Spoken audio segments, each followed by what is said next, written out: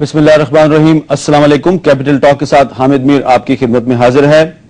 آج 25 دسمبر ہے. سب سے پہلے مسیحی بھائیوں کو ہیپی کرسمس. آج 25 دسمبر قائد اعظم کا یوم پیدائش بھی ہے اور قائد اعظم کے یوم پیدائش پر ہمیں بانی پاکستان کو ضرور یاد کرنا چاہیے اور یاد کرنے کے ساتھ ساتھ ہمیں ان کے نظریات کی روشنی میں آج کے پاکستان کا تجزیہ بھی کرنا چاہیے. قائد اعظم کیسا پاکستان چاہتے تھے اور ہم نے پاکستان کو کیا بنا دیا، اس پر آج ہم گفتگو کریں گے. ہمارے ساتھ موجود ہیں جناب سینیٹر ایس ایم ظفر صاحب، جن کو آج ہم نے یہاں پہ ایک دانشور اور مصنف کی حیثیت سے بلایا ہے، بہت شکریہ. جناب ڈاکٹر پرویز ہود بھائی صاحب، قائد اعظم یونیورسٹی اسلام آباد کے استاد ہیں، معروف دانشور ہیں.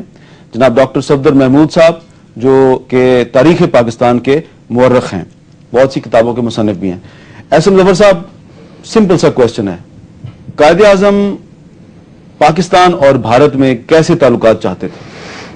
قائد اعظم جو ہندو مسلم ایمٹی کے واحد ایمبیسڈر کے طور پر، سول ایمبیسڈر کے طور پر مشہور ہوئے تھے اور بعد ازاں بھارت کے مسلمانوں کے سول سپوکسمین بنے، تو یہ جو سفر انہوں نے طے کیا جی باوجود اس کا آخری نتیجہ وہ 3 جون کا فیصلہ ہوا، جس میں حکومت برطانیہ نے کہا کہ اب 2 مملکتیں اس جگہ بنائی جائیں گی جو آل انڈیا موجود تھا.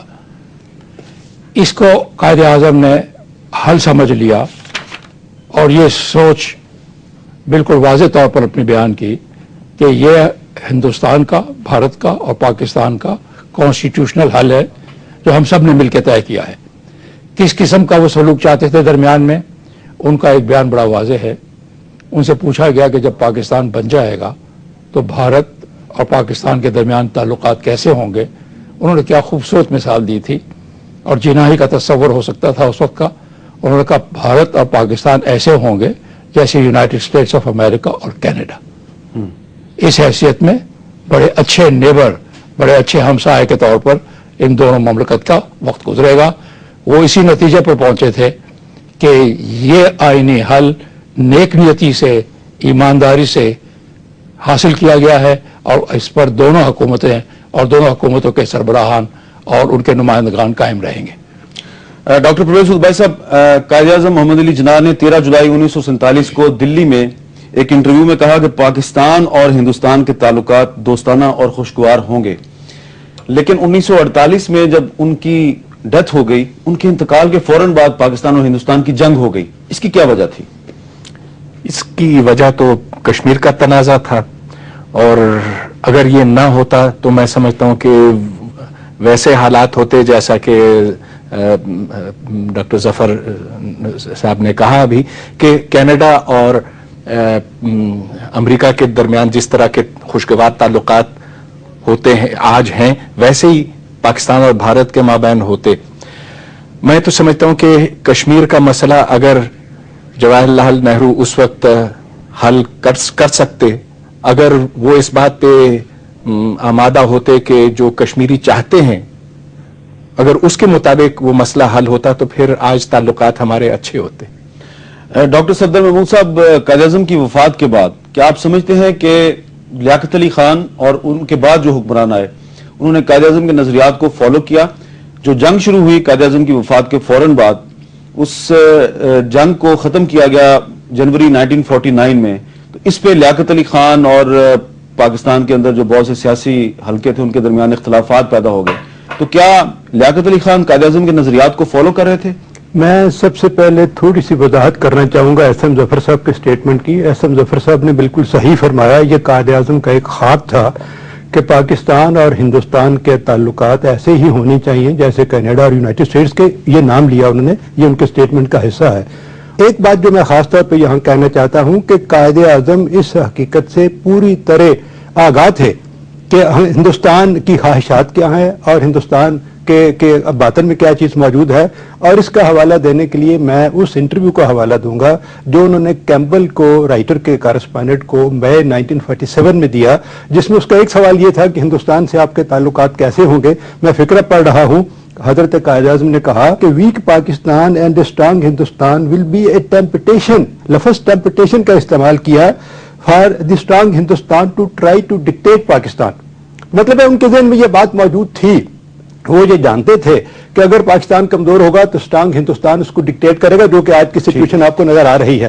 باقی جو آپ فرما رہے ہیں وہ بات یہ ہے جی کہ یہ انفنشڈ ایجنڈا جو تھا پارٹیشن کا, جس کے نتیجے کے طور پر کشمیر کی ڈسپیوٹ ہوئی, اور اس کے نتیجے کے طور پر اگر آپ بہت سے مصنفین کی کتابیں پڑھیں, خاص طور پر جرنیلوں کا ورژن اگر آپ دیکھیں جو کراسٹ سورڈ میں شجاع نواز نے بڑا کھل کے دیا ہے, تو اس سے پتہ چلتا ہے کہ آرمی کے لوگ اور جرنیل آپ کے انتہائی غیر مطمئن تھے لیاقت علی خان کے سیز فائر کے فیصلے تھے. جب یو این او میں چلے گئے, ہندوستان یو این او میں چلا گیا, سیکورٹی کونسل نے سیز فائر کا فیصلہ کر دیا, تو پاکستان کی اس کو ماننا مجبوری تھی, لیکن آرمی اس سے مطمئن نہیں تھی, اور ان کا یہ کہنا ہے کہ آرمی اور سول کے درمیان جو تعلقات میں پہلی درار پڑی وہ کشمیر کے ایشو پر پڑی. اب ہم آپ کی خدمت میں کچھ پاکستان کی معروف سیاسی اور علمی شخصیات کے کلپس پیش کرتے ہیں کہ وہ قائد اعظم کے نظریات کو کیسے دیکھتے ہیں. قائد اعظم کیسا پاکستان چاہتے تھے؟ قائد اعظم سیکولر پاکستان چاہتے تھے یا پاکستان کو وہ ایک اسلامی ریاست کے روپ میں دیکھنا چاہتے تھے؟ قائد اعظم کے ذہن میں ریاست ماں جیسی ہونا تھی. ریاست ایک فلاحی بہبود اور سماجی بہبود کی ریاست ہونا تھی, نہ کہ قومی سلامتی کی ریاست. فلاحی بہبود کی ریاست میں شہری اور ریاست کا رشتہ ماں اور اولاد کا رشتہ ہے. شہری خواہ 5 سال کا ہو, خواہ 85 سال کا ہو, کچھ معاملات میں ریاست کی ذمہ داریاں ہیں کہ اس کی دیکھ بھال کرے, مثلا صحت کے معاملے میں, آمد و رفت کے ذرائع کے معاملے میں, روزگار کے معاملے میں, اور تعلیم کے معاملے میں. جب اسٹیٹ بینک کی بلڈنگ اس کا افتتاح کیا انہوں نے, تو انہوں نے یہی فرمایا تھا کہ پہلی جنگ عظیم اور دوسری جنگ عظیم ایکسپلائٹیشن کی اور استحصال کی جنگیں تھیں, اور ایسا اقتصادی نظام دنیا کے اندر ہونا چاہیے جو ایکسپلائٹیشن سے پاک ہو, اور وہ وہی ہو سکتا ہے جس کا نقشہ اسلام نے پیش کیا ہے. اور پاکستان کے ماہرین اقتصادیات کے اوپر یہ ذمہ داری آتی ہے کہ وہ پاکستان کے اندر اس نظام کی ترویج کے لیے, اس کو وضع کرنے کے لیے اپنی کوششیں صرف کریں. وہ ایک بیسکلی لبرل آدمی تھے, پروگریسو آدمی تھے, اور ان کا ایک جو ایمان تھا اس کی بنیاد تھی قانون کی بالادستی, رول آف لا, اور سب کے لیے ایکوالٹی. تو جب مسلمانوں کی جنگ لڑنے کے بعد انہوں نے جو پاکستان کا تصور پیش کیا وہ ایک پروگریسو تصور تھا, وہ مذہبی ریاست کا تصور نہیں تھا. سی بی میں ایڈریس کرتے ہیں فیبروری 14, 1948 کو, اور یہ بات کہتے ہیں, it's my belief that our salvation lies in following the golden rules of conduct set for us by our great lawgiver, the Prophet of Islam. Let us lay the foundation of our democracy on the basis of truly Islamic ideals and principles. یہ تھے چودھری اعتزاز احسن, راجہ ظفر الحق, سید مشاہد حسین اور doctor انیس احمد. جی احسن ظفر صاحب, قائد اعظم پاکستان کو ایک secular state بنانا چاہتے تھے یا ایک اسلامی ریاست؟ حمید میر صاحب اس کو ذرا آج ایک انوکھے انداز میں دیکھتے ہیں.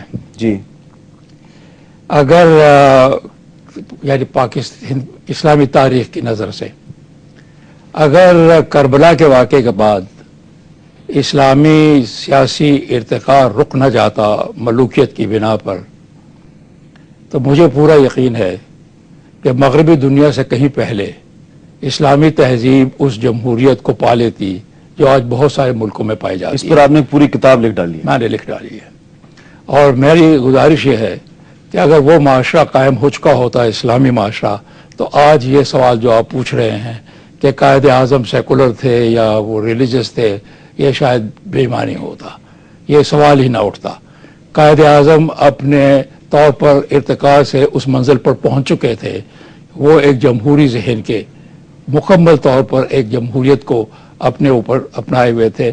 اس کو ایک بڑے خوبصورت واقعے سے اگر ہم دیکھیں, قائد اعظم کو 11 اگست کی تقریر کا تو سب ذکر کرتے ہیں, اس سے پہلے اس کے بعد ایک اور واقعہ ہوا ہے. 14 اگست جب لارڈ ماؤنٹ بٹن یہاں آئے ہیں اور انہوں نے کانسٹیٹیوشن اسمبلی کی افتتاح کی ہے, افتتاح میں انہوں نے اپنی تقریر میں اکبر بادشاہ کی ٹالرنس کا ذکر کرتے ہوئے حوالہ دیا اور توقع ظاہر کی کہ پاکستان میں بھی ایسی صورتحال ہوگی.